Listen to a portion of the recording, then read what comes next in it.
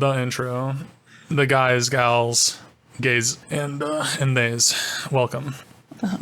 We're here in the final hours of Pride Month. It's almost over. I'm here with Camry again. Hi, welcome to the Hangout Quest podcast. That's the podcast that it is. This was kind of a big week for us. For me. For us Furina players. She's been back. And that's the big thing that happened with me this week. We pulled for Furina. And I got 3 5-stars, but lost the 50-50 twice. So really sad about it. But now you're set up on a guarantee with some pity. Mm-hmm. Yeah. Yep. I did like 150-ish wishes. Got 3 5-stars, which is really lucky. And I ended with like 60 pity. So on a guaranteed for whoever I want next, which is gonna be Venti. And I walk out with 1 Furina, 1 extra Furina. So it's fine. I'm not too upset, but I'm trying to be positive about it. You know, I got what I wanted. I got a Furina constellation. That's great. I'm just a little upset that I could, that we lost 2 50-50s on Furina, but that's how it is. But one of them was Dia, so now I'm C2 Dia. So that's fantastic. Yeah, I think this was a win. I know you would have liked to get 2 copies of Furina instead, but I think this was a good session, and I'm glad that you were able to get your cons this time. She'll definitely come back around again, so it's not like your last chance or reasonably near to your last chance. Absolutely, yeah. And it's like I'm just gonna have more wishes for the next time, for whatever 4 stars come next time, because really Venti is all that I foresee in my future that like is demanding my primos. So it's like of course Natlan's gonna come out in between now and next time Furina comes, but that's gonna be on Natlan to give me a character that I actually want to pull more than Furina constellations, which might be a difficult task. We'll see. Right. Well, your next great love could be in Natlan. You didn't know Furina was gonna come for you the way she did. That's true. Yeah. That is absolutely true. We'll see. I believe it can happen for you. I don't think it'll happen for me. I don't think anyone's going to overtake Navia, but I believe for your sake that it might happen. No. We'll see. I could be back on this pod in a couple months recanting that statement, but as of right now, I'd say, I don't know, Penacony, or not Penacony, Jesus, Natland. We're just gonna have to see, dude. They're gonna have to have some pretty big guns to overtake. I'd say that Chiori came out, and Chiori is definitely the biggest contender of like my other favorite character that's come out like recently, and I'd say it's pretty safe that Furina is still demanding more of my primos than Chiori. I don't know how they're gonna give me someone better than Chiori, let alone Furina. So I don't know. Maybe we'll see. It is a tall order. I want to be open-minded about future characters. I don't want to just, well, Furina's better, so, I'm never gonna, pull for anybody, but we'll see. Because I am interested. Are you interested in Emilie at all? No, as of right now. I'm waiting for the official marketing to come out, the demo and the teaser and stuff. Mm-hmm. But as of right now, all I really know about her is her design, and I'm not like carried over the sunset with it. So we'll hold. We'll see if personality can get me, but it's not like when Navia first showed up on screen and I was like, I'm dead. I'm done. This is it. I don't care what she does. That's my new main. I just, when I saw Emilie, I was like, oh, another Dendro 4-star. It's just not promising to me, but I could be shocked. Right. That's tragic. Yeah. I don't really know. I don't have any strong feelings one way or the other for her. I'm interested. I mean, she's work partners with Chiori. So like if Chiori likes her, I feel like there's potential. That's true. I just don't know how much they're going to be able to mine like this one relationship. Like if Chiori and Emilie work together, one of them's bitchier That's just how it is. And it's not going to be Emilie.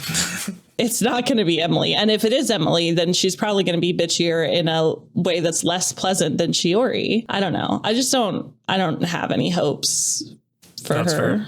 I'm getting like the same like feeling. Like I didn't know. I'm thinking of Gaming. Like I didn't know that guy existed until he came out. Obviously, Emilie has kind of been name dropped a couple of times in the past, but like I don't know. It's just like I have absolutely no like feelings for them. You know, like Gaming just kind of came. He's just another character that showed up once in a quest and now he's never gonna be around again. And it's like I feel like Emily's gonna like share the same fate in my mind. Just a character that came out that isn't really important to anybody. Yeah, I mean, it's weird the way that her name has been dropped in like character voice lines and stuff up to this point without giving us any information about her. So it almost feels like they are building her up to be somebody important, but they're not building her up to feel like someone important. I don't know. I have no idea what they're doing with her. I just feel like they're failing. Yeah. I kind of agree. We'll see. I don't know. We'll see what her story's like. No, I get to be mean and harsh, and that's what I'm sticking with. She just seems bad. Anything to justify not spending primos on her? I don't know. Oh, I mean, yeah, a little bit, I guess. Keep her at arm's length. I don't know. I don't know. I don't see myself pulling for her either. That's just not with Venti coming so soon. I assume with the Natlan coming. So he assumes, he prays, he gets down on his knees. Yeah, yep. Please. The first thing I want to get into here, speaking of all these all this polling nonsense, I want to get into, you've been playing the game for several years now, and I'm kind of, my anniversary just passed a little while ago. And so we pulled a lot of characters, and I wanted to know if you regret any of your characters, or like, so if you could give a character back for the primos, how would you do it? Which ones would it be for? Were you heartbroken about it? Like what's some of your what are some of your thoughts on your spending methods that you've used on my spending habits in Genshin? Mm-hmm. Well, I would easily and happily say I would hand the primos back that I spent on the Wanderer, because I just never have enjoyed ever playing the Wanderer. He was my second ever 5-star. I thought he was cool. I liked that he could fly. I thought Faruzan was great, but I learned after pulling him that I don't like the feel of Animo. I think that his kit is kind of repetitive, and therefore like the combat's not that fun for me. And even though I have Zhongli, and he was shielded when I was playing him with Faruzan and Bennett and Rex. And I never had an enjoyable fight. Mm. And then I moved on from him and became a Dendro baby, a Hydro Dendro baby. And I have never looked back. So if I could take the primos back, I would take back the primos I spent on the Wanderer, and I would apply them to somebody Dendro Hydro. Mm-hmm. Or maybe Clarand, you were mentioning earlier today. You thought, yeah, I do think Clarand is really fun to play. I also would probably, I don't know. I have Kamisato Ayato. I was going to ask about him. And yeah, he's probably one that I should refund, but I won't. I like him, and I still, in my heart, think I'm going to build a team for him one of these days, so that I can play him, because I really like him. I remember when I first joined the game, I got to play a trial of him in one of those domains. It wasn't a straightforward combat event. You were navigating through kind of a big domain with trial characters, and there was combat involved, but it was I don't know. It was gimmicky. Not like one of these domains you go straight in and have a fight, Sure. It was an event of some sort. Yeah, of some kind. I don't remember now. It was pretty early in my playing, but I thought he was flashy and cool and a big boy DPS, and I didn't have any of those. And I was so excited when I got him, and I played him terribly, like honestly, just so badly.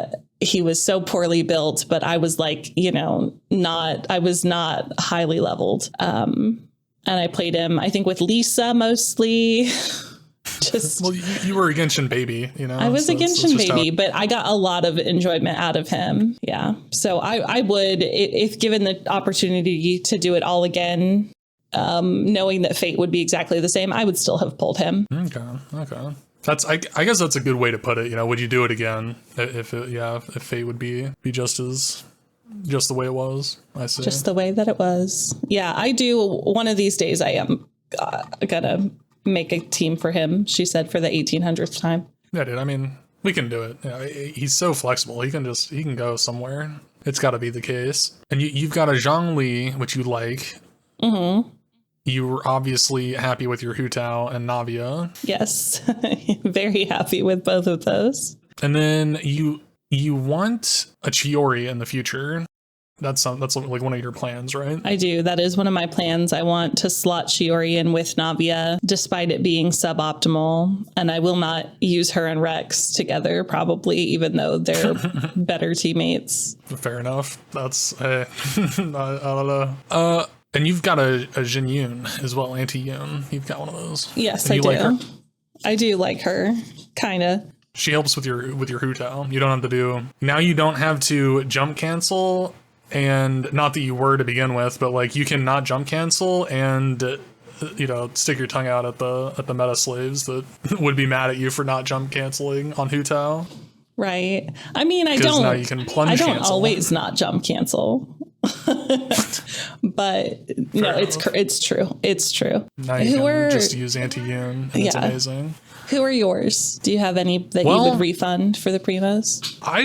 I don't know if I would refund anybody for the primos, if I'm being honest. I even have like, of course I'd love for Fate to take away a couple of my Tainaris or something, but I do play Tainari sometimes. So like, I like Tainari enough that like I'd want to keep them, but I don't want that many Tainaris. Other than that, I mean, all my limited 5 stars I'm pretty happy with. And I mean, I pulled Dia when she was a banner character, and I don't regret that 1 ounce. That was fantastic. Best decision on my account was to pull Dia. I've got a level 1 Arlecchino, and I want to keep her. I don't want my Arlecchino to go away. Really, I like Arlecchino, just not that much. Who were you trying to get when you pulled that Arlecchino? Lynette. I needed more Lynette constellations. I had a C0 Lynette, and Linny and Arlecchino were on the banners, along with all the other Fatuis like Zhang Ling and Furina.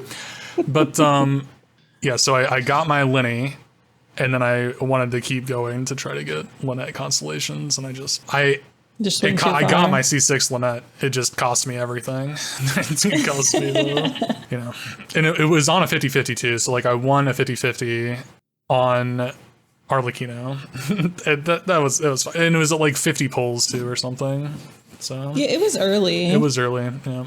And then I got my Clarand after that in like 30 pulls, so that was pretty dope. Oh yeah. Yeah. You got your early Clarand, and then at 10 you got your Kaching? Or no, you got your Kaching at 30 pulls, then you got Clarand at 10. Or my Furina at 10. I got a Furina. Oh my gosh. Yeah, so I got Arlecchino at 50 pulls. And then right after that, 25 pulls later, I got Clarand. And then 40 pulls later, I got Kaching. And then 8 pulls after that, I got my Furina. Or, 8, the first 10 pull after that was Furina. And then the Dia that I lost my last 50-52 was hard pity, but that's just how it goes. Yeah, I don't think I want to keep my Clarand. I've got a Chiori and I've got a Shinha, which are both like super niche, but I want to keep them. I love those characters. So, and my Diluc, please take the Diluc off my account, I guess. I don't need that guy. I don't need that guy at all. But yeah, I love my guys. I've got a Kokomi. Want to keep her. Oh yeah, I don't regret my Kokomi at all. I was a shotgun Kokomi main for months there. No, dude, Kokomi is great. And of course I've got my, like, I got a Yaimiko and Ayaka that are like my favorite, like, actual DPS, my actual DPS characters I like to play. And I really like them. And I cannot believe that people don't like Yaimiko. I cannot believe it. She's probably my favorite playstyle for, like, for damage dealers. I don't know. I just really like you don't have to, like, do anything. You put the turrets out and all your damage is happening, You just auto attack, and if you get knocked around as Yaimiko, it doesn't really matter because your turrets are still, like, doing the damage to everybody. So, like, I love Yaimiko. Yeah, I don't think I really regret anybody. I tried to get, in my career, I have lost my 50/50s on, I believe, Ganyu. I lost a 50/50 to, and got one of the Tainaris I got, and then I also lost a 50/50 to Janyun, and got somebody. So, like, I don't have those characters, and I feel like I would like Ganyu. I'm a big cryo simp, so and I'm not I play Lenny now, so I feel like I do like the charge attack playstyles. Like, I would like a Ganyu still, and I don't know about Jinyun though. I think that I like the idea of having a character that can, like, turn anybody into a really good DPS, really good plunge DPS. That's kind of cool. It's like a lot of account value, kind of like Furina. So I might try to get her again in the future. I think I pulled on Lenny's first banner too and lost 50/50. I believe so. And I just didn't want to. I wanted to save my wishes for Furina. So yeah, you gave a try at Lenny, but decided ultimately not to go for broke, and then were miserable about it for months until his rerun. Yeah, I was really sad for a long time, but then now he's here, and I'm very happy about it. I think that, and the only character right now that I really want for sure is Venti, that I don't have right now. I want Venti, and then I think that's it, and then Furina Constellations. Are there any other characters that you're like want out soon? I know I want Chiori. Oh yeah, Chiori. Mm-hmm. I have wanted Chiori as a wife to my Navia for a while. Yeah. I think I had lost my 50/50 on Chiori. I believe the issue was you were still on a 50/50, and Chiori's 4 stars were like dog shit. They were awful. Oh, that's right. I decided to pass by the banner right after Chiori. Maybe that you were after. I don't. I think Auntie Yoon was shortly after Chiori. That might have been. Or maybe maybe they ran together. I'm not certain. No, they couldn't have run together. Yeah, true. Yeah, I don't know. Regardless, I already had max of all of the 4 stars on Chiori's banner. Yeah, which was yeah, that's hard. But I was definitely saving for something. Something or another. Something or another. I can't remember exactly when Chiori came out. Well, it's 4.5. I know that, but I don't know what that means in the context of everything else. I'm not sure what that's like in the context. Yeah, I already had my Navia. I already had my teams set and ready and waiting for Chiori, but I don't. The banner wasn't worth pulling on for me because I didn't have any pity, and to get all those 4 stars that I already had max just felt bad. But I definitely want Chiori, and then I don't know. I'm kind of sitting on my hands right now, waiting, hoping that land has something interesting for me. I'm really hard to get got at this point because I'm super wifed up with Hu Tao and Navia. Yeah. And I feel like my Hu Tao team is so tight now with my Auntie Yoon, and I've got, Furina and Yelan. My Navia is really flexible. I've got Navia Chiori. Somebody's going to have to really make me want it for me to want it. And that could happen, but I don't know. I'm not holding out a lot of hope for it. I see. Yeah. They've really got you, Hu Tao and Navia. Yeah, I'm there. I'm here. But Hoyaverse also has come out with Jade and with Constance and with Black Swan. True. And, they have my number. in other realms. So they could decide to have my number in Genshin too, and I might run up against a crisis. That would be terrible and amazing at the same time. And fantastic. It's a great problem. Yeah, I guess I'm hoping that they surprise me with somebody I just can't live without, but yeah. I'm Ultimately, not holding my breath. That's just a good thing. I forget that you have a Baiju too, don't you? I do. I hate that guy. But you wouldn't give him back for the primos, right? You need him for Teebs, for the meta carry. I would actually give him back for the primos, except that the reason I have a Baiju is because I did the thing you're not supposed to do and pulled for 4 stars. So I got Kevin. A standard banner. I lost my 50-50 and got a standard banner champ. I think that was when I got my Mona. And then I got Baiju, and I went to hard pity both times trying to get a Kave. And then it took me, I think, 30 more wishes to finally get my Kave, because I wanted my Kave so badly. No. And I have not used Baiju meaningfully. Yeah. I don't think ever meaningfully. I'm trying to cook up an oven team so that I can play Toma with Risley, Risley. But I don't think I've ever taken my Baiju out on the field in a scenario where it actually mattered one time. I would happily refund all of those primos if I could guarantee that I would get a Kave. But my poor boy hasn't been on a banner. Like, I don't regret having a Kave because I love him. So I don't know. Yeah, we love Kave around here. This guy. We love Kave so much around here.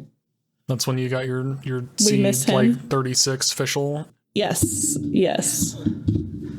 Which is a good and bad thing. We love having C6 official. Yeah, we don't really love having C11 official. Yeah. All right. Well, that's life, dude. Gotta live life with regrets sometimes.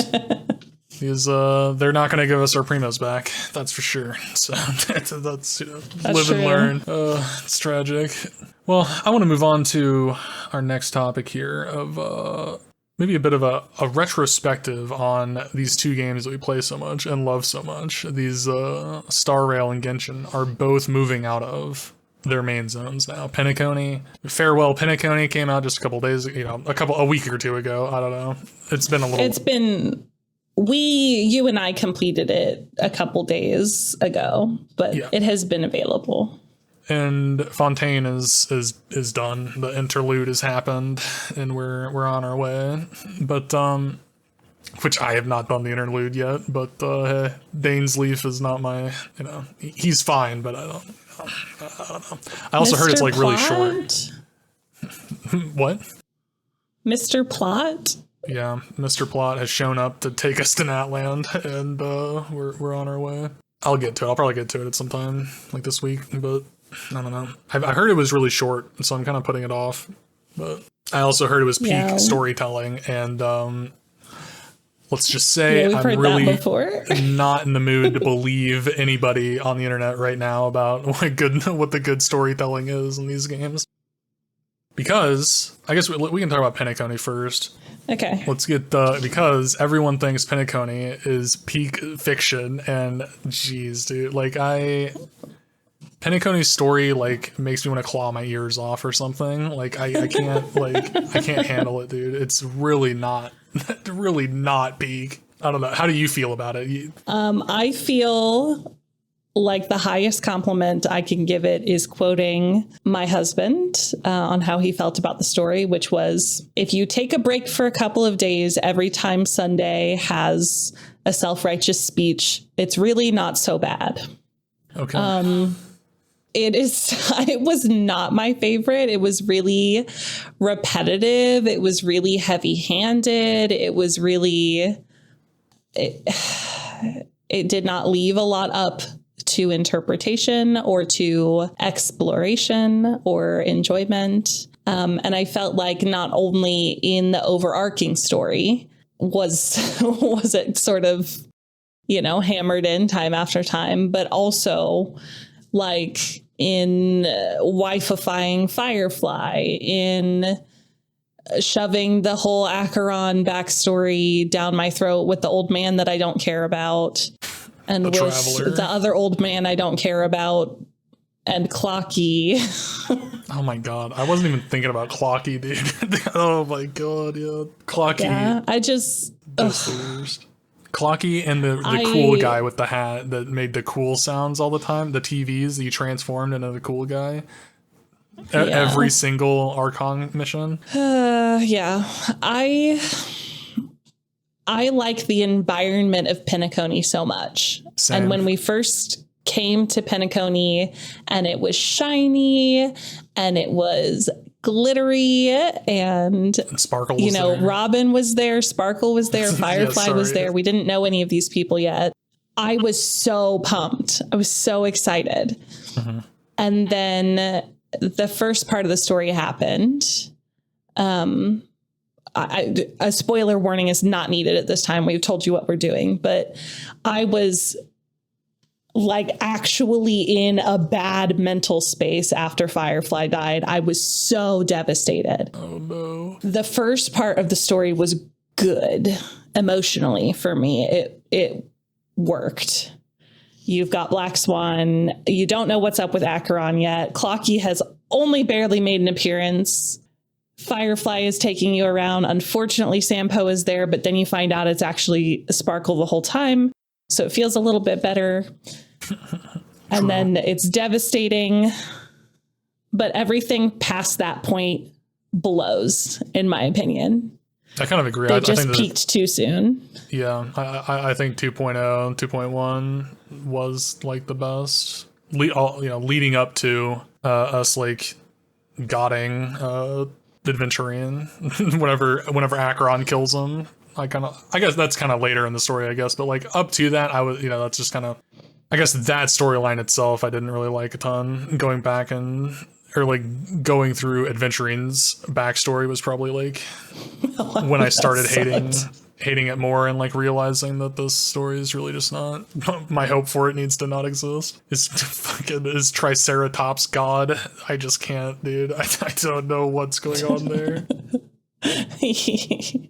I like that I've poisoned your brain with thinking of the Triclops as a Triceratops. Yeah, I mean, you can't unhear it. And I mean, I just cannot believe, dude. Like, they actually say the Triceratops, whatever, like 400 times in this story, dude. Like, I don't know, man. It was very, I know his backstory is probably like the most emotional, that's what everyone likes. I think that's like when I turned around on it, and when everyone else decided that this is the best storytelling ever, is because like, well, that dude's planet got exploded or something, and that makes this peak storytelling. Like, isn't it sad that his sister died?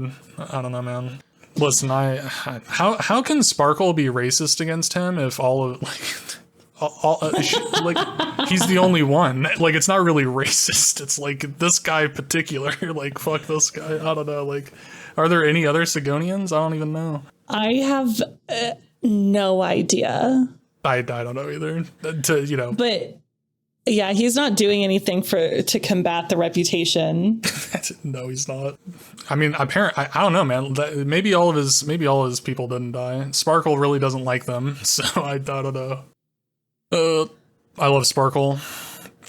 not for anyway. Not because of the racism, but it's a bonus. Yeah, that's. Oh no.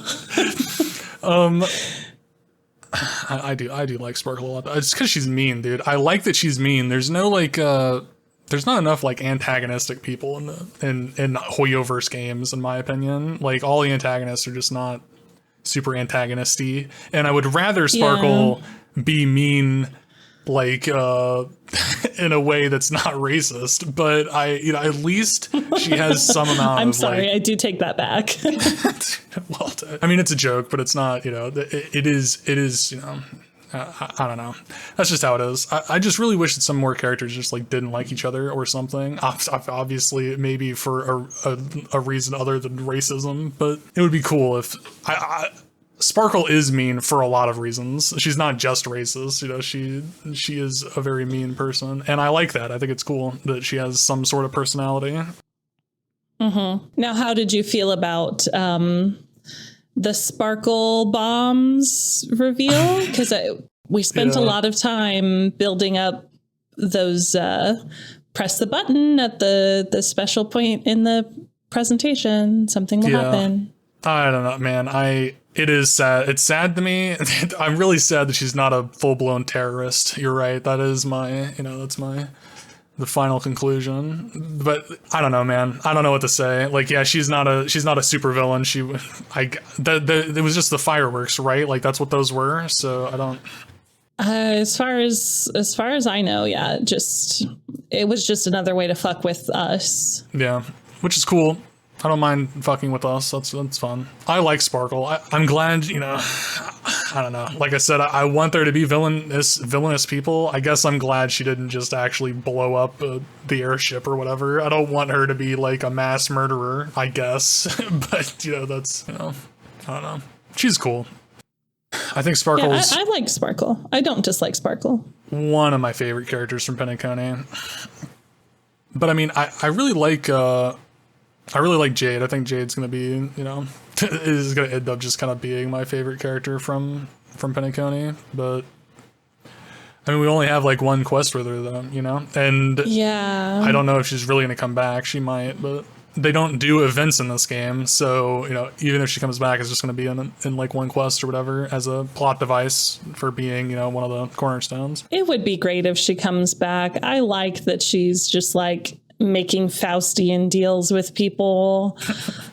That's great, dude. I love the Bana Jade, the pawn shop. It's pretty dope. And I really like that I like that she's one of the first, not one of the first, but like I like the characters from Penacony that actually look like they're from like Las Vegas or whatever. Like I like the way Sunday looks. I mean, I know a lot of them look this way. I'm just saying, Sparkle, Black Biblically Swan. accurate angel.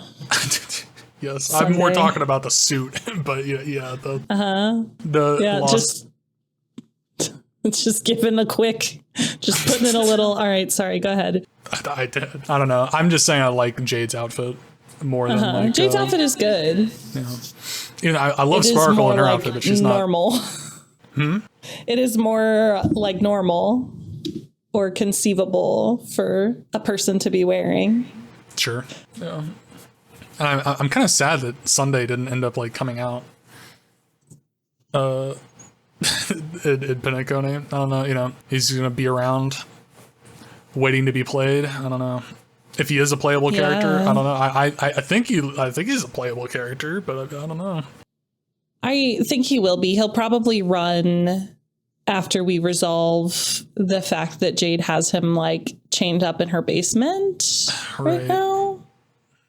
Yeah, which is dope. But I mean, I think the logic is sort of that he needs to be redeemed before making him a playable character. Yeah, probably. That's what they do. That's what they generally do. Give a half-hearted, lazy redemption arc. I mean, give a redemption arc. Yeah. We'll see.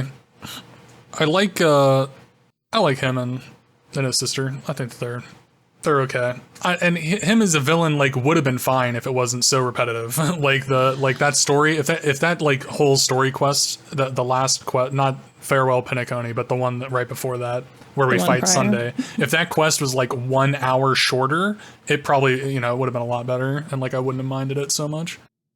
Yeah, they really felt the need to state and restate everything that they were trying to say over and over.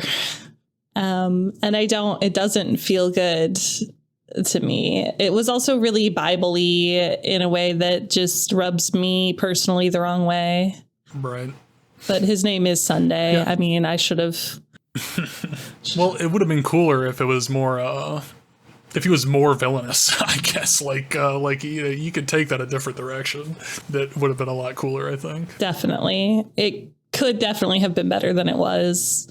I don't hate him as a villain, and a villain with like genuinely kind of good intentions.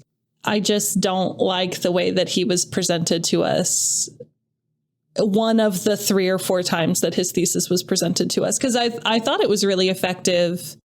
The one time where you're given these scenarios and you need to choose what you would do. And then he either says like, yeah, me too, that's how I got here. Or, okay, but then here's what happens. Yeah.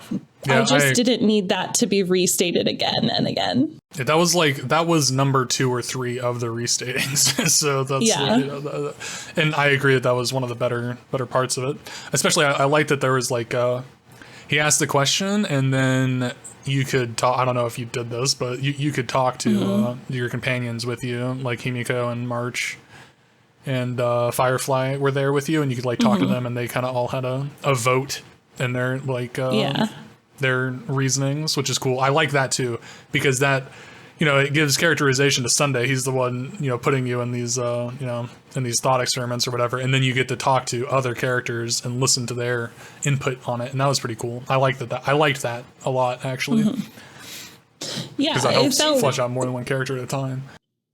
Penacony as a whole sort of felt like a writer's room where they didn't do another pass for an edit, because that was objectively the best version of telling that, but they just told it to us with story snippets we've already seen, with information we already have. And they built on it and they added to it with us getting to talk to our companions and with us actually like getting to say what we would do in those situations. But Penacony as a whole, to me, felt way too handholdy. And I think if you're trying to be so profound, you have to like just trust your audience a little more than they were willing to. Yeah, I agree. Man, I don't even know like what to say about Acheron and her like her exposition and stuff. I fucking hated every second that we spent with Acheron and the old man. I think my favorite part of Acheron's story was Acheron's teaser trailer. the how Knot was forged or whatever. Like that was kind of cool. And that's it, dude. Like I literally everything else is just not that cool.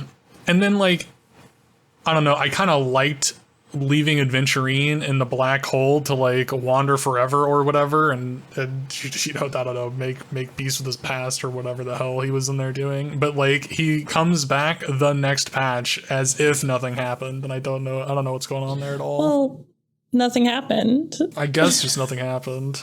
There was no actual punishment. I don't know what he's doing, dude. And it was all according to plan. And we hate a plot. It was all according to plan. I'm really sad about Adventurine. I wanted to like Adventurine a lot. I lost my 50-50 on Adventurine. I tried pulling for that guy and it did not work out. But I myself am a huge casino guy, and Adventurine here is was really cool. I like his outfit. I like his style. But I don't like. It's one of those things like a pet peeve of mine, I guess. I don't know. Like, I don't like that the portrayal, I guess it's like a bad trope or something, where gamblers are like, I risk everything every time. And it's like, you know, and I win every time. Like, that's not gambling, dude. That's just being stupid. I don't know. I like, he has plot luck. He's got like literally the inability to lose or something. Yeah. He's lucky. From his Triceratops god. Yeah, I guess so. I guess that's it.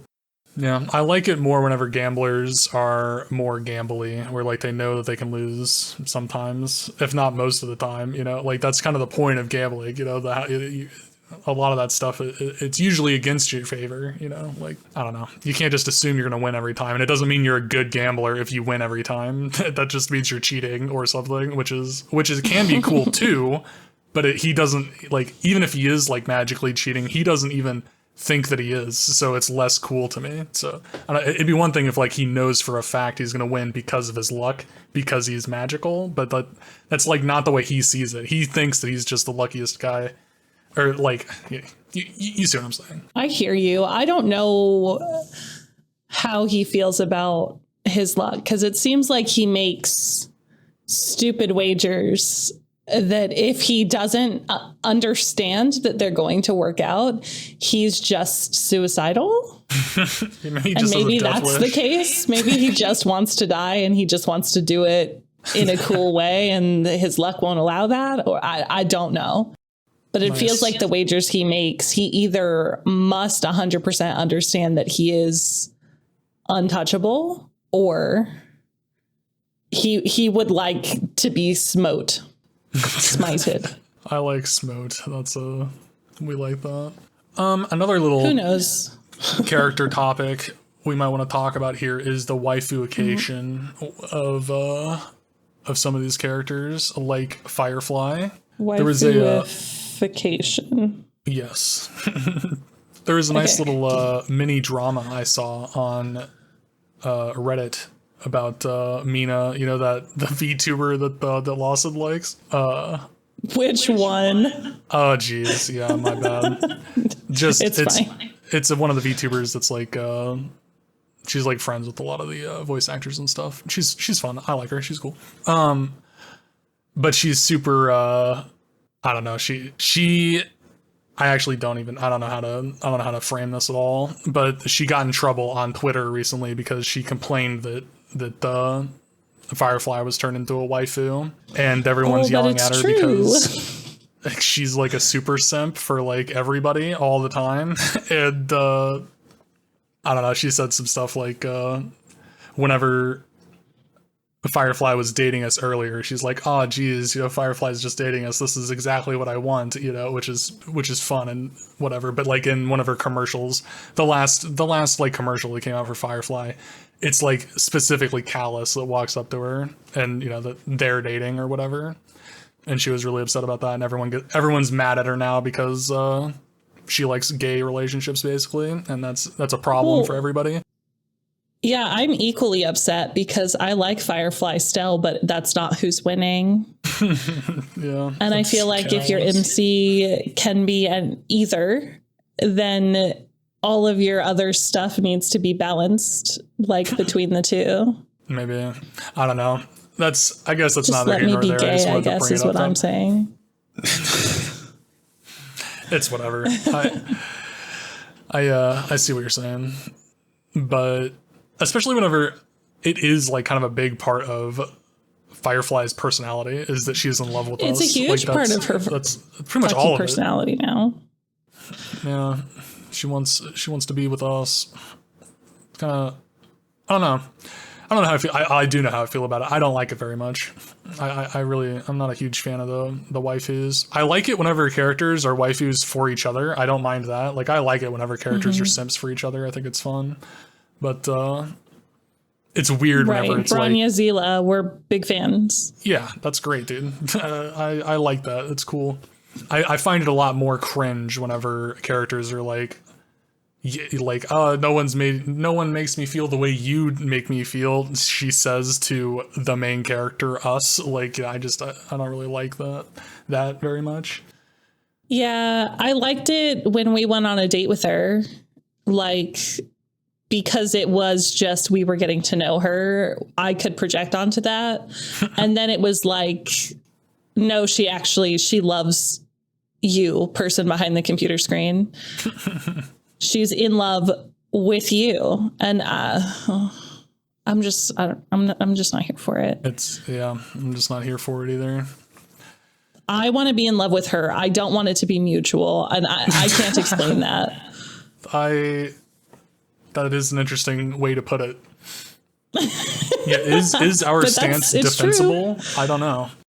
I don't think so. No, I think it's not. But I will stand here. Yeah. I mean, I'm with you, dude. Yeah. I want her to love someone else or something. I don't know. Yeah, I think you've actually kind of hit the nail on the head there. It's just like I can't have it be mutual. That's a funny way to put it, but that's I guess that's kind of it. Well, I'm beyond that. It's just that it's like all of our characters in Starrail get so little characterization. They get so little screen time. They get so few character traits that if they make it that she's in love with me, that's going to be one of the 3 things we know about her. Yeah. And I want a different third thing.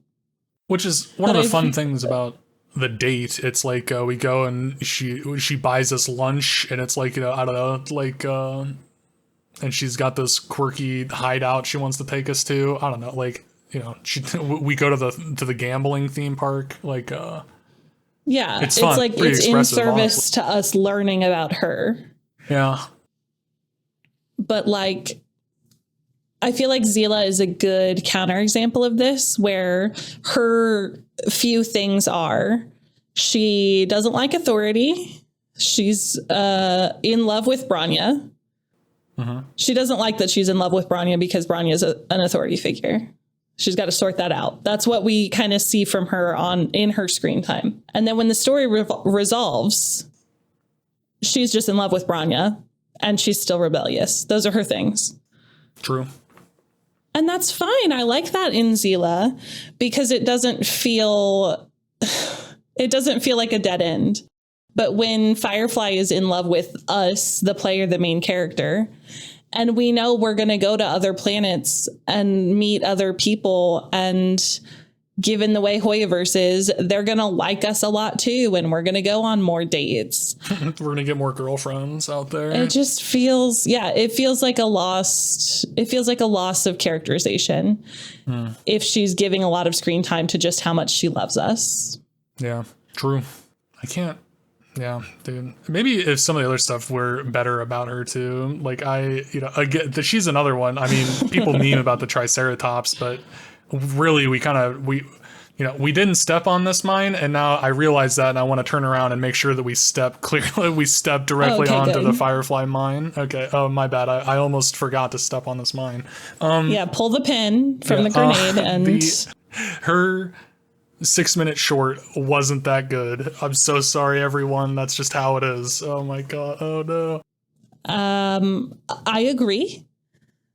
It didn't do anything for me. Neither of her 2 shorts did anything for me. There was the one with the girls by the river on the magic planet, and then there was the one where all of the mecha girls died except for Firefly somehow. Right. Yeah. I like the first one probably more. The one where they were stranded on a planet and just kind of like, haha, let's break the rules a little bit. Like, that was kind of cool. That was better characterization, I feel like. I thought the first one was cute. I thought the second one did nothing for me. I've seen that anime before, and I didn't like it when I saw it there. Yeah, I agree. I think that her situation there just really solidified all my disappointment in her character. Like I just really, really hate that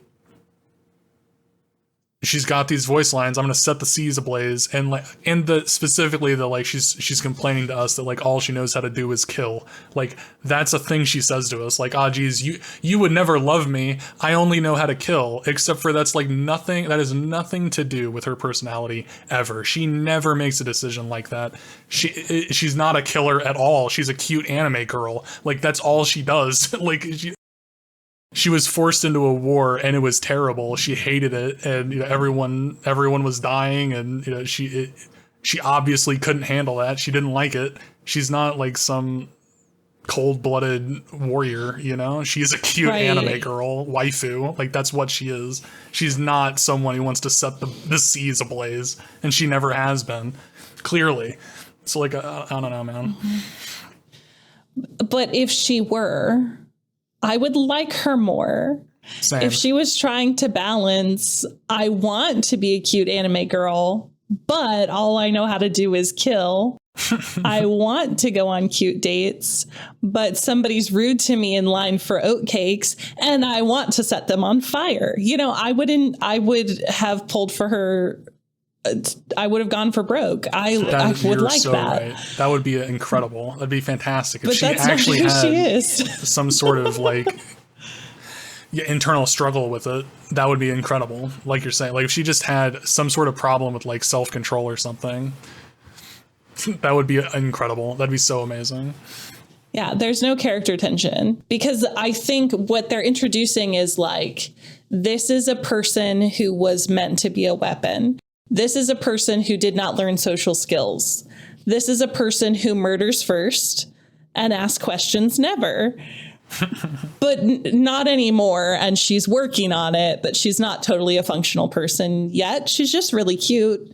Yeah, I'm there for that. And I feel like that's an angle that was so incredibly available to them. Yeah. And they didn't take it. And they've got a good angle to it with Kafka and Blade. Like, Kafka's got her Hulk Blade that she kind of, emotionally manipulates. And then, Firefly and, I don't know, Silverwolf could be kind of like that. Or just Kafka again. Kafka's just out here controlling these killers. Firefly needed to be more like Blade. I think that's kind of the... I think so. And if Firefly was an unrepentant murderer who was trying to learn how to be a cute anime girl... Yes. And she was in love with us, that would create some tension that it's scary that she loves us so much. That would be awesome. And that she doesn't understand what limits and boundaries are in a relationship. Oh, man. That would be awesome. They were so close. All of the components for a beautiful salad are there, and they put them in the blender and gave us like a lettuce smoothie, and I'm upset about it. Oh man, that's true, dude. I think that's correct. This is all. Yep, that's the correct opinion to have. She's just a lettuce smoothie. Sorry, podcast title. She's just a lettuce smoothie. Oh my gosh. All right. Perfect. Okay. With that being done, let's move on to our Fontaine retrospective. I want to talk a little bit about these Fontaine characters. I think that, well, first of all, I'm overall pretty positive about Fontaine. I think, like, I honestly, I don't even know how to say what my overall feelings are. Like, some of my favorite characters come from Fontaine, but I think the story is pretty much the weakest it's ever been. How do you feel about Fontaine? I think I have to agree with that.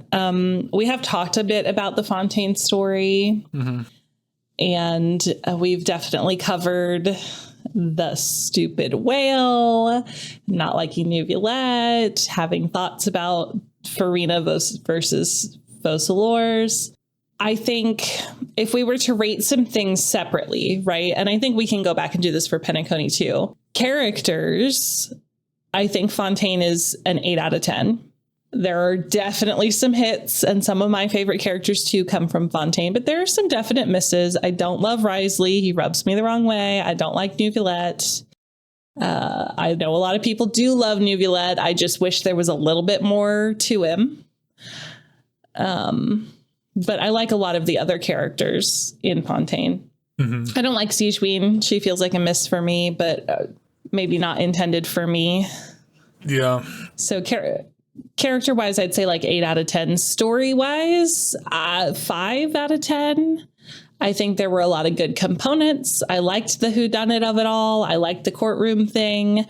I just think it was like a miss in a lot of places. The courtroom cuts, dude, or like the whenever people are pointing at each other, and they've got the scene inner cut cuts and the cross cuts and the pointing. It's amazing. I loved it every single time. I just I love the courtroom scenes a lot. The only my only notes would be I hated the all the mini games they threw into the courts. Sometimes are pretty obnoxious, but that's the scenes were incredible though, and I love them. Yes, which goes into the next rating is the aesthetic choices. I think the aesthetic choices in Fontaine, 10 out of 10. And that includes the camera work, the angles, just like you really got the feel of the court case, the feel of the whodunit. It was almost sort of Phoenix Wright. Ace Detective stuff. I loved it. I love the look of Fontaine. I like the underwater parts. I think they're beautiful. I like the overworld parts. I think they're France-y, and it's gorgeous. Yeah. Gameplay wise, 6. I would give it a higher mark, but I really hated that courtroom minigame. Really hated the courtroom minigame a lot. Really bad. What did you think if you were to rate it on these scales? What do you think? I think character wise, I don't know, like, I think 8 out of 10 honestly seems a little low to me, just because, like, I think that, I don't know, it's really hard to say. Like you're saying, like some of the characters, or some characters I'm like most disappointed in ever, like Risley, but it's got to be said that, like, you know, like a lot of these characters are my favorite characters, and like some of the best characters I think that they've ever done, and like multiple of them, you know. I think, you know, obviously Furina, but like Lenny, Lynette, Fremine, Arlecchino, Charlotte, Navia, obviously, like, are so good. Chiori, I love them so much. They're like my favorite characters. Deducted points because Child is a main character. Yeah. You're right. You know, Child shows up. But I'm just saying, like, for the characters they gave us that are new here, I just, like, since they gave me my favorite characters ever in some cases, like, I feel like I have to give it like a 9 or something, because, you know, the thing holding it back would be like from a 10 would be like Neuvillette and Risley, of course, but I want my 10s to not be like, 10 doesn't have to be perfect, you know. It's like bar setting, you know, in my opinion. So it's like I would, as far as like bar setting, like the best characters we've ever gotten, I don't know. Maybe I still have to give that to Sumeru because of Dia and Dia, Nihida, Daenerys, Kale. Yeah. Sino. There's Kabe. a lot of really good characters in Sumeru, but there's a lot of really good characters in Fontaine too. But I don't know. Maybe it can stay 9, but I don't know how comfortable I am calling Sumeru a 10 out of 10. So I don't know. One of them has to be a 10 out of 10. Which one do you think it is? Character wise, yeah. I would give it to Fontaine. Okay. Because as much as I'll hate them, he's a strong character. As much as I don't love Dory, I think she's a delightful character. I think the characters in Fontaine all Sumeru? kill it. Or in Sumeru, yeah. Okay, so you're giving the 10 to Sumeru. I would give the 10 to Sumeru. I would say that that's bar setting. There's not a character in the Sumeru Archon quest that shouldn't be there, that doesn't add anything, or that isn't like a really well-defined character, in my opinion. I think you're right. And I think now that you've done it, I think I have now I'm brave enough. I think I would give the 10 to Sumeru as well. Like, Fontaine's great. I love Furina so much, but they really do have some stinkers in there though. So it's really upsetting. And then the story, you say 5. I think I'm probably like a 4 or a 3 maybe. I'm trying, like, I'd say 3 I'd reserve for something that's like actively like not good, in like a viciously not good. Which I'm thinking maybe Risley counts as viciously not good. Yeah, I'll probably put it at a 3. I don't know. Do the story quests count? I'd say so. Yeah. In this. Okay. I think so. I think you can keep anything any of the story that they've given us, for these guys. Okay, that's fair. I'm just checking. In my opinion. Do you want to go like 3.5? Yeah, maybe. I mean, no. Let's just. You want to go 3 is fine. Straight up 3. I think 3 is a good spot for it. I didn't like it, and I think that that's that. And it's really sad. It makes me so sad, but that's just how I feel. I really didn't like Risley, and it wasn't because they didn't give us enough. Like, I think that, like, I really didn't like Neuvillette, but that's mostly just that, like, I think that all his story stuff is kind of, it's rushed in like a weird way where, like, he got a lot of screen time, but we focused on like the wrong stuff. And that's just kind of weird. Like, I feel like honestly, it's probably not even Neuvillette's fault that I don't like him that much. He's probably like fine, really. It's just my biggest complaint is that is that we focus on things that I don't care about, like his love of the Melusines, where I would rather focus on, for me specifically, and you, I assume, and most people, I would rather it be Melusines. I know you like the Melusines. I'm saying I want him with Furina more, though. Like, I need him to be nicer to Furina, and he just never is. But it's implied that he is. But that's not good enough. Like, that's the rushed part, in my opinion, is that we imply that he's nice to Furina without ever showing him being nice to Furina. So I just, and I hold that against him, which is kind of unfair, but not really. He has so much screen time. So, I feel like some of that could have been dedicated to his relationship with Furina, I agree. That they imply that he has. Whereas Risley, he gets a ton of screen time, and I feel like they focus on exactly what they want to focus on, and I hate it. Like, he gets so much screen time talking about how much of a bad boy he is in just the worst ways. I really don't like the propaganda involved with Risley and his whole situation. I think the Fortress of Maripede is really bad, and they're so positive about it. Like they are so for it that I can't, I'm against it, dude. I don't like the it's okay that there's a wild imbalance of power because I'm in charge. So like it does, I don't know. I don't like it. Okay. I would agree. So the next is aesthetics. Oh, unless you're still on characters. Sorry. I'm sorry. I got a little bit, I got another thing to say about the story just to get it off my chest. The Furina's story quest is obviously I think the biggest blow to Fontaine's story in my opinion. Like I hated her story quest. It is a huge miss. So much. The biggest miss. The ball was dropped so hard. And at least we got the pearl of her song out of it. That song is great, obviously.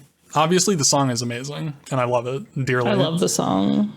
If we could have gotten it in like any other context, it would have like almost any other context would just be better, dude. I really hated that story quest. Paimon and the Traveler lost my respect. I didn't like them after the Archon quests, like us like tricking Furina into the final trial and stuff like that. Like there's a lot I didn't like about the Travelers. And then on top of that, we did the Furina story quest where we just show up at her house and just like call her a fucking loser for 5 minutes. Like I just really don't understand. A broke loser. Yeah, we're really mean for no reason. We're so mean. I can't believe it. And then like at the end, after spending an hour establishing boundaries, we push her over her boundary at the very, like I cannot believe that that's just the way they wanted to portray it. And it's all portrayed in a good light, like we're doing Furina a favor. Like whatever. Anyway, aesthetics, 9 out of 10, probably. I'm not a giant fan of, I don't dislike like mechs, like steampunk stuff, but they're not, they're not going to make me like, I don't like the mech robot cops going around, I feel like I probably would have liked it a bit more without that, but it's okay. Like, I don't mind the robots. I really like Fontaine fashion, though. I think that the fashion there is Fontaine great. fashion is fantastic. Yeah, dude, that really does it for me. I like the overworld is cool. It's whimsical. It's fun, and I didn't mind the underwater stuff. I really enjoyed some of those sequences where like you go down like really long like channels of water, and just the music is playing, and you just go through like that. That's fun. It's good. It's pretty. I didn't really like the underwater zones that much though, as far as like gameplay goes, which I don't, that's somewhere around here. But yeah, I really like the way the city looks, and I really like the Fontaine fashion. I think all the characters look fantastic. That's cool. That is cool. So then the next category is the gameplay. I really ended up liking, I don't know if I really care that much about specifically it being like HP gain and loss being like Fontaine's gimmick, but I feel like they did a lot of cool stuff with the gimmick. Like I like Furina and her like the way she interacts with the hunter set is cool. I feel like that's really good game like mechanics, I guess. Like it's cool that she adds so much in that specific way, like with the gimmick of the region, the Archon, like makes this one set like super awesome and like really resin efficient, which I feel like is good for casual players in like a really generous way that I wouldn't expect Hoyoverse to do. Like I think that's cool, you know? So I really like the gameplay as far as that goes. You know, I don't know, exploration and stuff, you know, that's fine. Is probably as much as I don't really have an opinion on the exploration gameplay. So I'd say the hunter domain makes, I'd say 7 or 8 out of 10. Like I liked it. I enjoyed it. I'm pretty satisfied with the gameplay that came out of Fontaine. And I like the character playstyles. Like, I like Furina, obviously, but like I also like Clorand and Chiori and Lenny. And like Freminet is great too. I love playing Freminet. So, and he's really unique. So that's cool. So what was the gameplay number? 8. I'm pretty positive on 8? it. Yeah. Okay, cool. So we both arrived at 29 really? for the Fontaine. Yeah, we did. Out of like 4 categories, is that, or 3 or what? Yeah, out of 40, 29 each. I see. Cool. That's funny. That is kind of funny. Okay.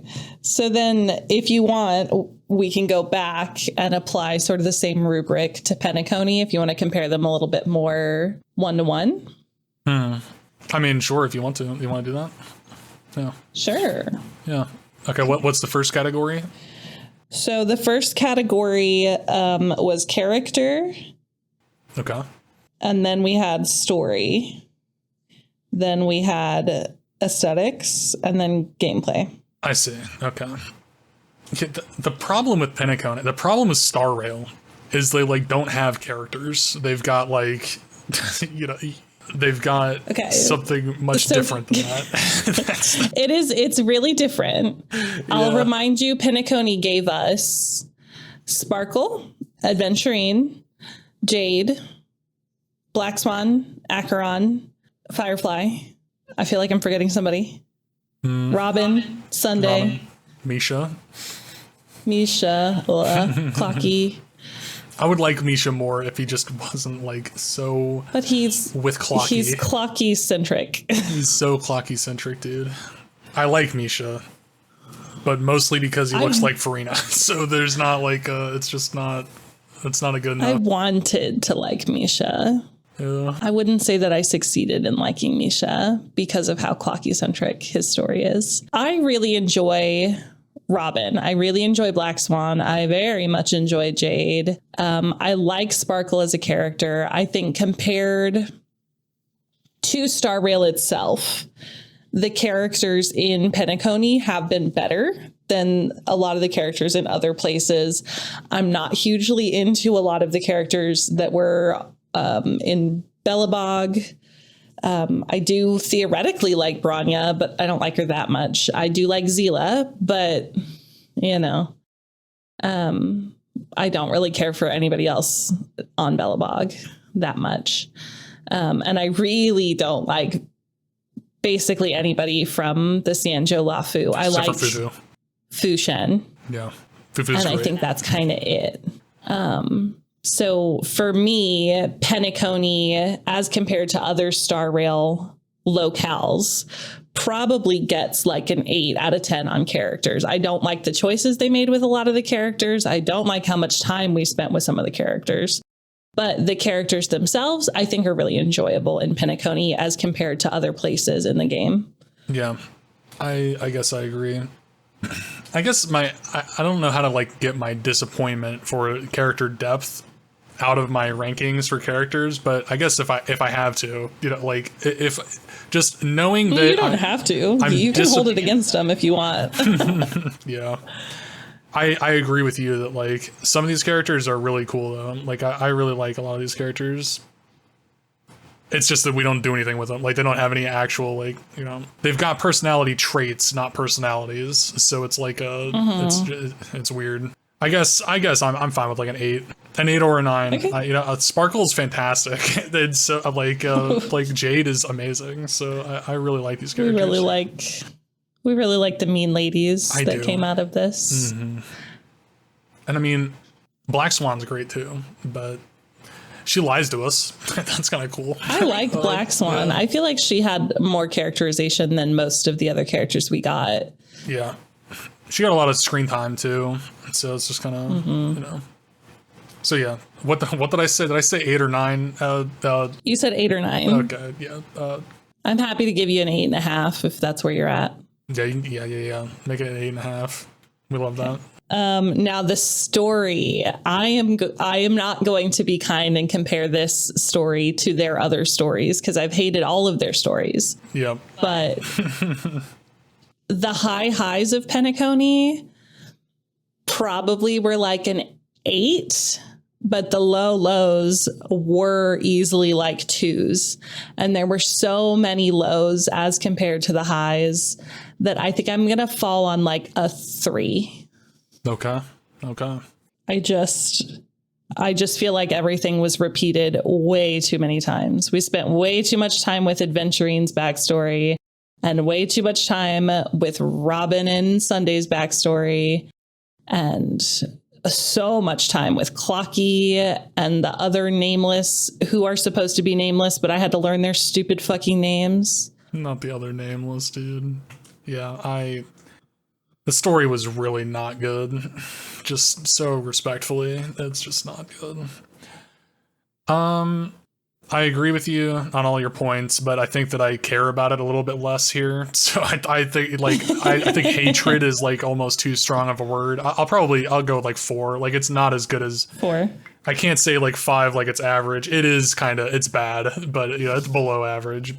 And it has the gall of like being bad and boring. Like it's boring and really long. So like it's really not. It's not good. But I don't hate it as much as I hate Fontaine because Fontaine like it had whatever. It drops the ball more. That makes Fontaine better because you felt so strongly. Yeah. I guess that has more to do with the way their characters are done than the way their story was done. Yeah, I think so. In fairness.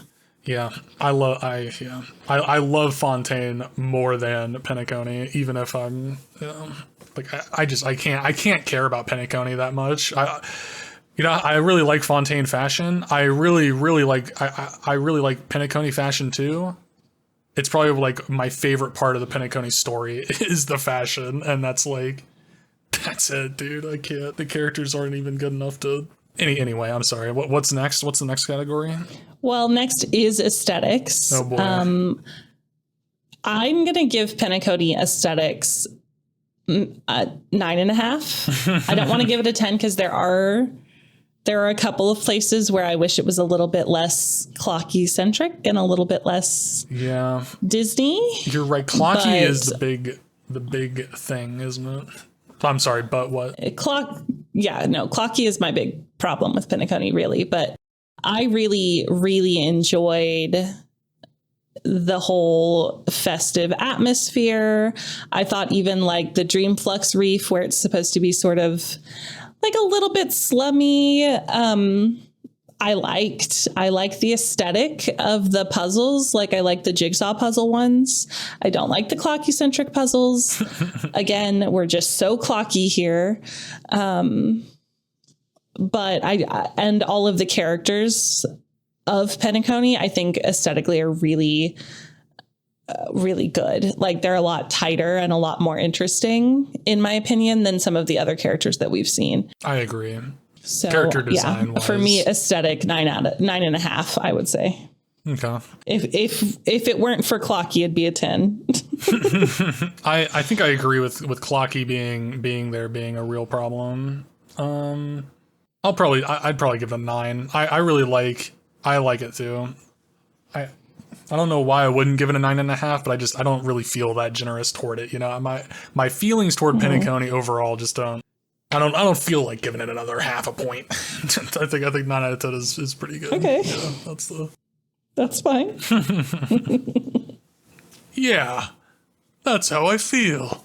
I love the character design is pretty cool. I like it a lot. I think it's a lot more coherent than some of the other stuff.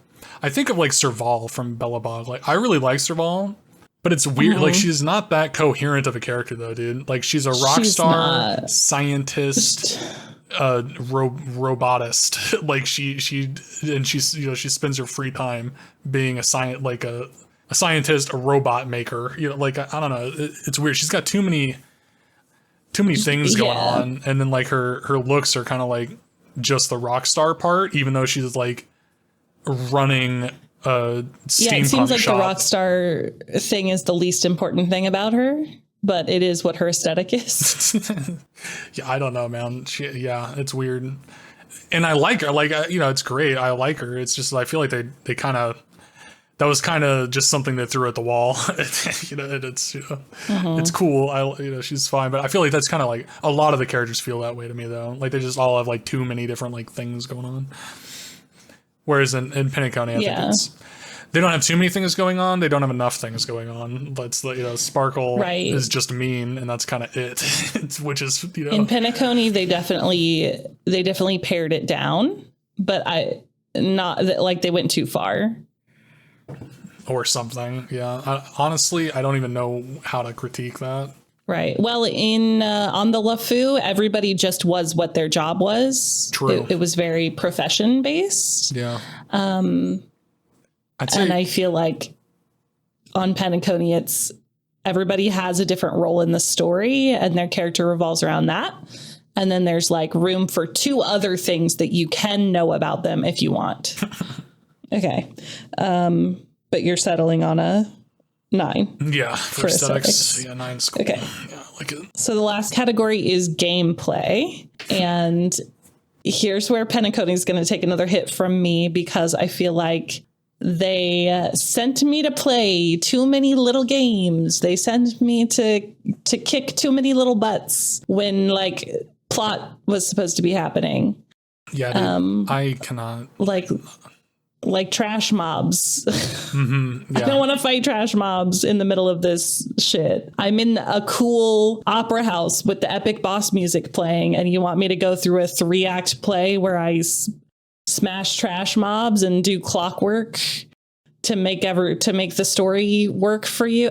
No, I'm not going to do that. I don't want to do that. That was the most egregious like example of that in Penacony, I think. You're right. But they did it like multiple times in Penacony, where it's like, okay, I've been playing this story quest for 2 hours, and now you want me to go kill trash mobs before I get the fight Sunday. Like I'm speechless to how awful this is. This is the worst thing ever. I cannot believe that that's what you chose to do right now. Right. It's like they wanted more playtime in the official, like in the Archon quest. Yeah. At the expense of my enjoyment of that, or the message that the quest was supposed to like carry. So I really think gameplay, I'm going to have to give maybe like a 2, because I also hated running up and running on the walls. I hated turning into a little Hanu and having to play the little Hanu side quests like as part of the game. Yeah, dude, that was in like multiple Archon quests that you had to be our Hanu. You had to be little tiny fucking Hanu to progress the story. I don't want to do that ever. Just like the trash can stuff, dude. Like there's trash can quests that you have to do in the Archon quest now too in Penacony, which is it's fine. It's not fine though. Like I hate fun. I hate it. The trash cans are fine. Yeah. I just hate that they do the trash cans so much, and that's the same thing with Hanu. Like he's fine, I guess, but like leave him as like a mini game, dude. Like I liked it in Bellabog, where like if you go and you interact with the trash cans, you get the trash can king thing, and that's fun. That's cool. I hated it whenever they bring that into it's completely optional, and then they bring it into the main story quest. Like everybody loves the trash cans, and I just don't. They're fine. I wouldn't feel very strongly about it, except now I have to deal with trash can quests all the time because Hoyoverse thinks that we think that trash cans are the best thing ever. So and then Hanu feels the same way. It's like they think that they struck gold with Hanu, but they did not. They did not. I hated every single time they made me be Hanu, and there were enough stupid event quests where I had to be Hanu that it could have never entered into the actual game and I would have been happy. It could have been the case that this is a little side mechanic you can optionally play to get treasure. That would have been fine. But forcing me to advance the story by your stupid minigame that I hate will lose you points with me. I really was not a fan of that. And I don't think that they did anything innovative to the gameplay overall. That wasn't also something I really hate. So I can't give high marks here at all.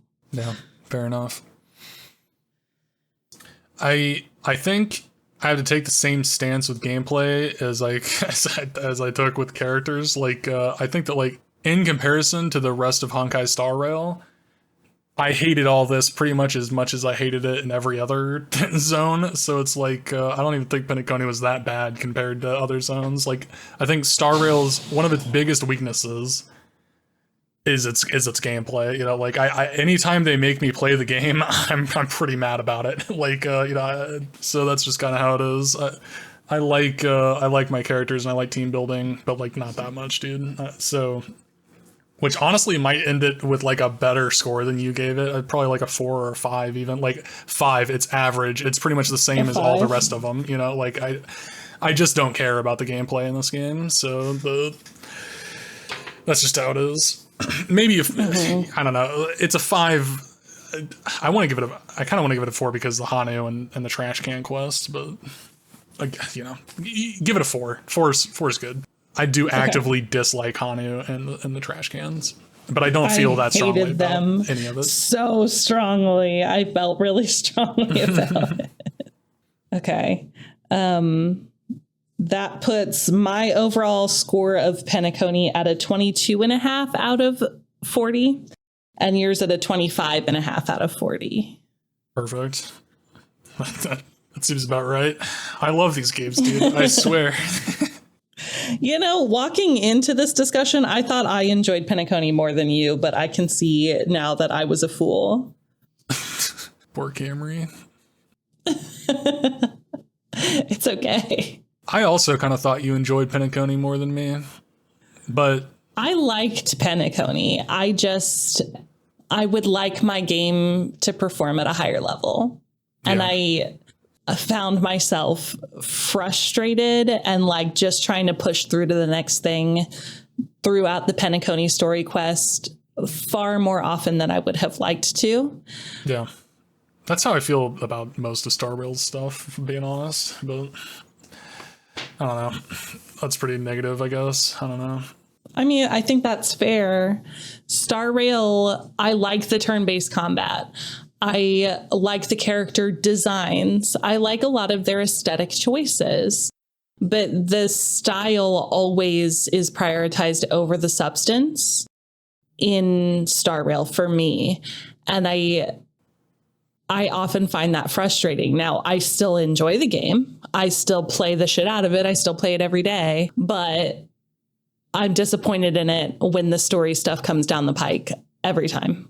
I agree. I think that the story is pretty much always disappointing. Except, I mean, you know, it's like what you play the story for is the minuscule, like just absolutely tiny, like characterization things that happen sometimes, like Fufu holding her breath that one time and stuff like that. Like that's like what we're here for, basically, is just like scraping the bottom of the barrel, hoping to get some of the stuff we like out of the characters we like. The bits of characterization that make it through in the optional dialogue usually because it wasn't important enough. I probably would have liked Argenti shows up in the opera house and I probably would have liked that a lot. That's true. He wasn't voice acted while we were in. He was not voice acted when we played. I think that they plan on adding the voice acting in there at some point, but right now, to my knowledge, they do intend to do so. Yeah. I'm really sad about it. He shows up in Farewell Penacony too, on the ship. Yeah, I think. also still not voice acted. Still not voice acted in the English dub. Super sad about it. I believe it's only the English dub also, so we're just like particularly screwed by. Dang, dude. Yeah, I mean it's probably just that voice actor was busy with something. Well, I actually believe the voice actor has not officially confirmed, but has at least insinuated that he recorded this stuff. So it's not something on his end. So it's the current theory that there was probably some kind of issue with the audio files that are causing a bug of some kind, or causing either the audio not to be playable there or some kind of issue with the coding. Interesting. But we're not blaming the Argenti voice actor. Yeah, we would never. He can do no wrong. Fair enough. I feel kind of sad right now. Like, I feel like I shouldn't have been so harsh on these things.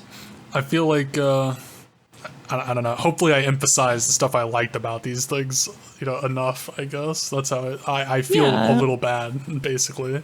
I mean, we like them so much that we're talking about them still. We like these games. We like playing them, but I think if you're totally uncritical and you just accept everything that they give to you, you're just happy to get the breadcrumbs they hand you, it just keeps getting worse. I think that it is important when you have complaints and critiques to voice those for yourself and for the general sort of feedback machine. Yeah.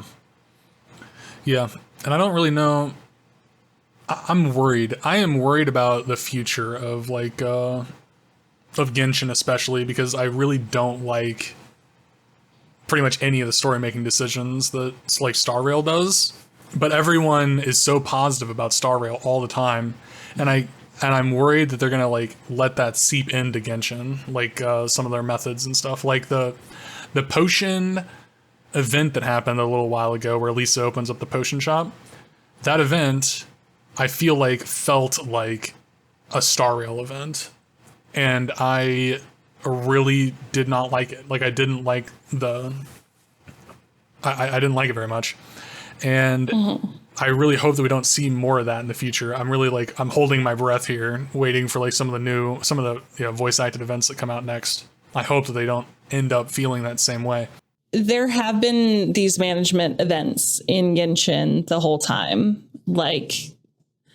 They occur occasionally. I don't know that we're going to go the way of Starrail. I really hope we're not going to.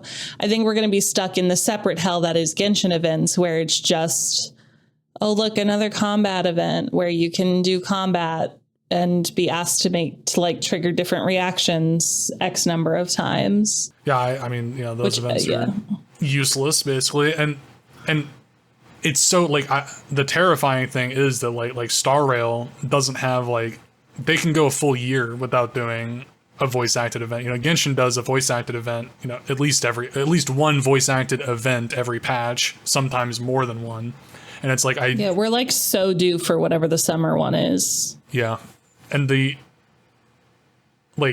situation where they ended up if they think that Starrail's version of things works well enough where they just never do voice acted events, that would kill the game for me. I could not believe a Genshin Impact where all of the events are just the combat events. The combat events are not what I play the game for at all. So it's I really hate, or I'm really afraid of Starrail's influence on Genshin, because if they see that it works really well to just never do events, they don't care that much about the voice acted events or the story events in general, then I'm just that is so terrifying. I would hate that future. I hope that does not happen. I need them to know. I mean, I hope so too. That's my favorite. I really part love the big voice acted events. Yeah, but I think we all do. Yeah, I mean, yeah. I think that they would get a lot of really poor feedback if they moved away from doing it. I hope so, honestly. I love Genshin events. I love Genshin Impact very much. It's a good game. We like it. We enjoy it. Ship of the week. I wanted to do just a quick talk about Akka Swan, if that's Akka Swan. We love Akka Swan around here. Dude, that we really that short is life. That short. That music is great. that short is amazing all the way through, dude. The animation, glorious. The music, amazing. And then they don't have a ton of stuff in the game. They have some lines about each other. A few. Black Swan has chosen Acheron as her dance partner.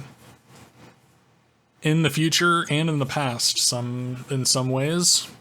And I don't... There's not much more past that, though. That's just kind of, you know, like they kind of like each other. Black Swan's kind of terrified of Acheron, I think. But I think that's kind of a turn on for her. So I don't know. I guess that's just kind of it. I don't know. Black Swan seems sort of to be trying to get in with Himiko at this point. That's true, dude. Yeah.